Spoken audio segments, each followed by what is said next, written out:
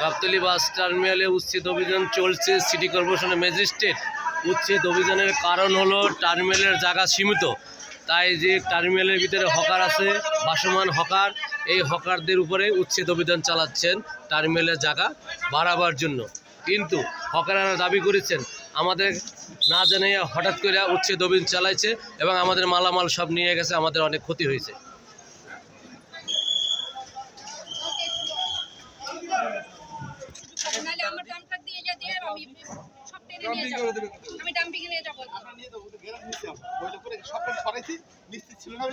Suman